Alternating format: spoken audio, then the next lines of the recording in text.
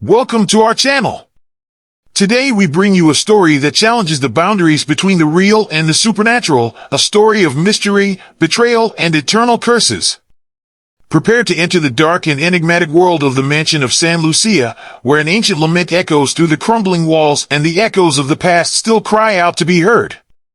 Join me on this chilling journey as we unravel the hidden secrets of the cavern, discover the tragic fate of Elijah, and confront a curse that seems to have no end. Are you ready to experience suspense and mystery at its finest? The story of the Lament of the Chained Spirit begins now, and I assure you that you won't want to miss a moment of this haunting adventure. Let's get started!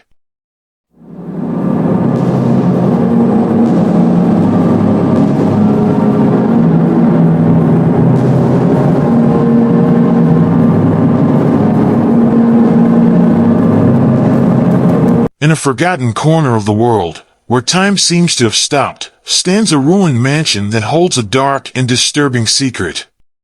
The mansion of San Lucia, with its crumbling walls and broken windows, is the scene of whispers and legends that have endured for generations. The villagers speak in whispers of an ancient curse, a doom that has chained a wandering soul to the shadows of the mansion.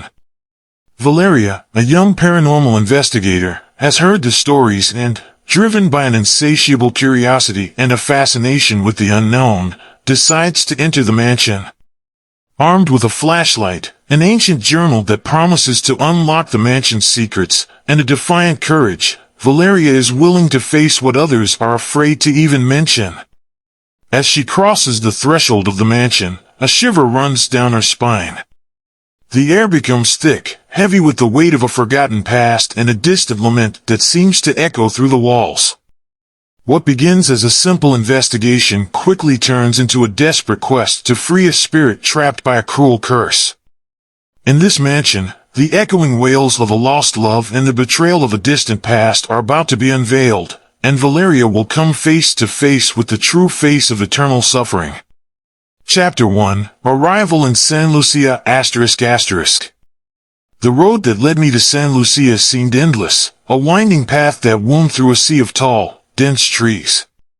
The atmosphere changed as I approached the town. The sky turned leaden gray, and a thick fog began to envelop the landscape.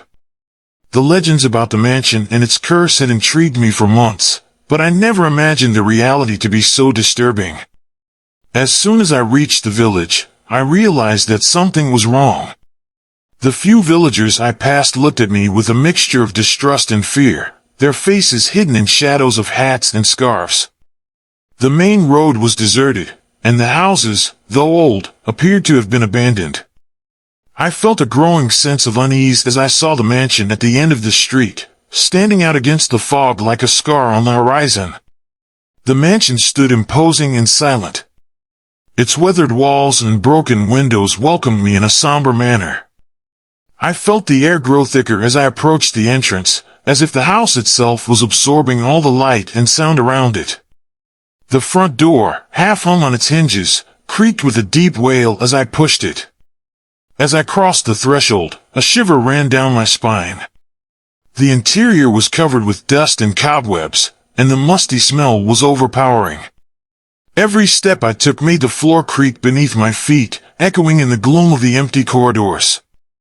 My flashlight cast eerie shadows that seemed to move on their own, and the echoes of my own footsteps were the only response to my presence.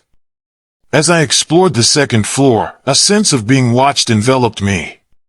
The broken mirrors on the walls reflected distorted fragments of my face, and the air was charged with a presence I could not see, but felt with every fiber of my being.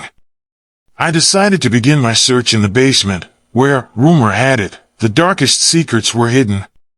My heart was pounding, and anticipation and fear intertwined as I descended the creaking staircase, unaware that the worst was yet to come. Chapter 2, Elijah's Diary. The darkness of the basement was total, save for the dim light of my flashlight that barely managed to dispel the shadows that seemed to move on their own. Every corner was shrouded in a layer of dust and smelled of dampness and abandonment. I stepped cautiously, my footsteps echoing in the heavy silence. The feeling of being watched had only intensified. As I moved forward, My fingers brushed against an ancient trunk covered in cobwebs, almost as if I expected something to emerge from within. I decided to open the trunk carefully. As I lifted the lid, a cloud of dust rose into the air, and inside I found a small wooden chest, worn by time. Inside the chest was a leather-bound journal, with a gold clasp that, despite the wear and tear, still maintained a subtle elegance. The title engraved on the cover read simply Elijah. The journal had a surprising weight to it, and its cover, creased and cracked, seemed to whisper forgotten stories. I felt a shiver as I opened the first page. The smell of old ink and aged paper enveloped me. The first words were written in meticulous penmanship, and the story began to unfold like an ancient scroll of secrets. Elias spoke of his life in the mansion, of a forbidden love affair with a lower-class woman, and of constant quarrels with his family. Each entry revealed more details about his passion and despair. His words were filled with an intensity that seemed to come alive in the gloom of the basement. The reading became increasingly disturbing when I came to an entry that mentioned a dark ritual carried out to separate him from his beloved. Elias described how, after a cruel betrayal, he was cursed and chained to the mansion forever, condemned to endless lamentation. My heart pounded as I read, each word seeming to resonate in the thick air. The atmosphere around me became increasingly oppressive, as if the mansion itself was feeling the weight of its own history revealed. When I reached the end of the journal, an icy chill enveloped me, and the whisper of a distant wail filled the space, as if the spirit of Elijah was trying to communicate with me through the pages. I put the journal away carefully, my mind spinning with the revelation and despair of the past. I realized that my investigation was just beginning and that the mansion, with its hidden secrets and lingering pain, still had much more to tell. Chapter 3. The Secret of the Cavern ****. Elijah's diary had revealed a disturbing mystery, a dark ritual performed in a hidden cavern beneath the mansion. Elijah mentioned that the spell that doomed him had been performed there, and I was determined to unravel the secret hidden in the depths of the mansion. The cavern was not mentioned in the ancient blueprints I had found, so I decided to investigate further. In the last journal entry, Elias had described a secret access, a passage hidden under a trapdoor in the floor of the main hall. Armed with a flashlight and a makeshift crowbar, I returned to the mansion, heart pounding with anticipation and a growing sense of unease. With great effort, I managed to lift the trapdoor, revealing a stone staircase covered in dust and cobwebs. The darkness that stretched beyond the trapdoor seemed to devour the light of my flashlight. I descended carefully, each step creaking ominously under my weight. The air grew colder and colder, and a sense of oppression enveloped me, as if the cavern itself were alive and breathing.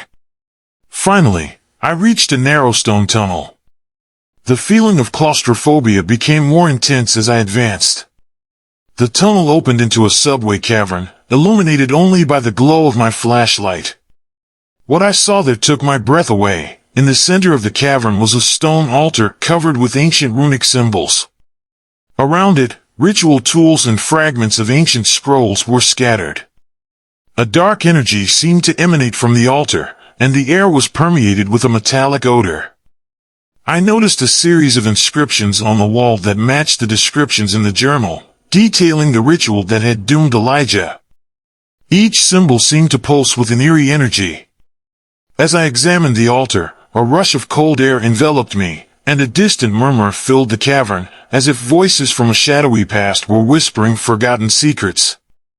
I felt a presence beside me, almost tangible, and Elias' wailing became clearer. Reality and the diary account were intertwined in a whirlwind of horror.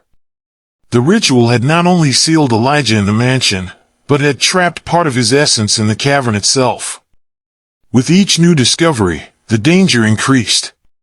The cavern was not just the scene of an ancient ritual, it was a mute witness to an eternal suffering that needed to be confronted. I realized that the real challenge had just begun, and time was against me to undo the curse that still tormented Elijah. Chapter 4, Echoes of the Past ****. The The first light of dawn was barely filtering through the broken windows of the mansion. I had been up all night, reviewing Elijah's notes and journal, and the revelation of the cavern was still swirling in my head. The cavern, with its ritual altar and inscriptions, seemed to be calling me to unravel the final piece of the puzzle. However, I needed more information, something the diary had not offered. I decided to seek out Clara, the village elder who, according to rumor, had lived there since time immemorial and knew the local legends well. Her house was on the edge of the village, an old building with a wild garden. The air on the way there was heavy, and every shadow seemed to lengthen more than usual. Clara greeted me with a sharp, knowing look, as if she knew exactly why I was there. Her house smelled of dried herbs and earth. She led me into a room lit by the dim light of an oil lamp. We sat at an antique wooden table, and I explained what I had found in the cavern. The cavern? I never thought anyone would get to it, Clara said, her voice gravelly and full of weary wisdom. The stories you know are only part of the truth. Elijah was not only cursed, his love and despair are deeply intertwined with the fate of the mansion. Clara began to tell a story I had never heard before. She spoke of an even deeper betrayal, a dark pact that had been sealed by the forbidden love of Elias and his beloved. The ritual not only sought to separate them, its goal was to extract the essence of their love and keep it imprisoned in the cavern forever. As Clara spoke, Elijah's wail, which had been a distant echo in the cavern, seemed to echo closer. The atmosphere in the room was becoming increasingly oppressive. Elijah is not only trapped by the curse, Clara said in a trembling whisper. His spirit is torn between love and hate, and that very anguish fuels the place. I felt a growing pressure in my chest, and the feeling of being watched intensified. How can I break the curse? I asked, desperation marking my voice. To free Elijah, you must face the pain he created and offer him genuine redemption, Clara replied. The love that was shattered must be healed at the altar of the cavern. Only then can it find peace. I left Clara's house with my heart racing and my mind overwhelmed. I knew the challenge ahead of me was monumental. The echoes of the past were growing louder, and time was running out. The cavern and its dark secrets awaited, and my next move would be crucial to unraveling the torment that had been trapped in the shadows of the mansion for so long. Chapter 5. The Liberation ****. Night had fallen upon San Lucia with a palpable heaviness. The mansion seemed to breathe with a rhythm of its own, the shadows in the dark corners moving as if alive. I headed back to the cavern, the weight of Clara's words weighing on me. I knew that time was of the essence, and every moment of delay could be the difference between freeing Elijah or damning him forever. Arriving at the cavern, the atmosphere was thick, and the stone altar seemed more sinister in the light of my flashlight. The runic symbols on the walls seemed to glow with an ominous glow, as if in anticipation of what was to come. Placing Elijah's journal on the altar, I began to prepare the ritual according to the instructions Clara had given. The preparation was meticulous, and each step had to be precise to ensure that the spell would be successful.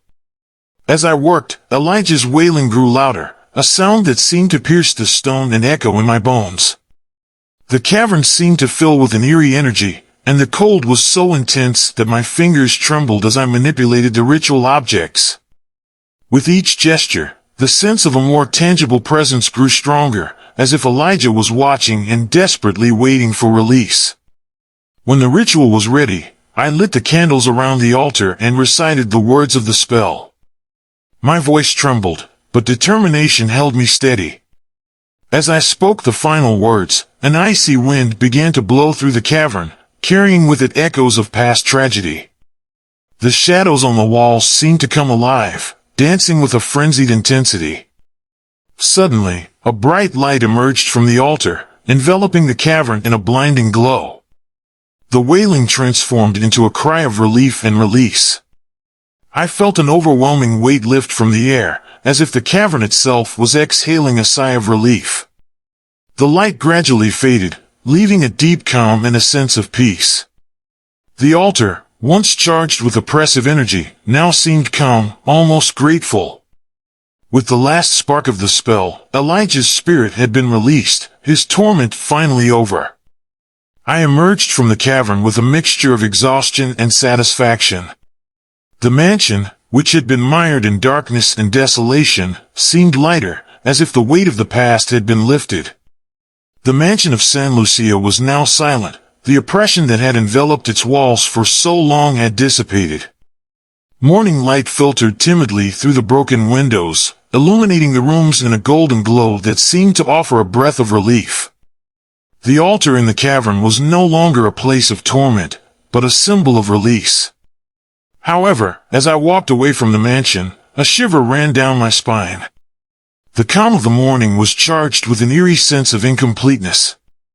The air in the village had cleared, but a shadow seemed to follow me, like a lingering echo from the past.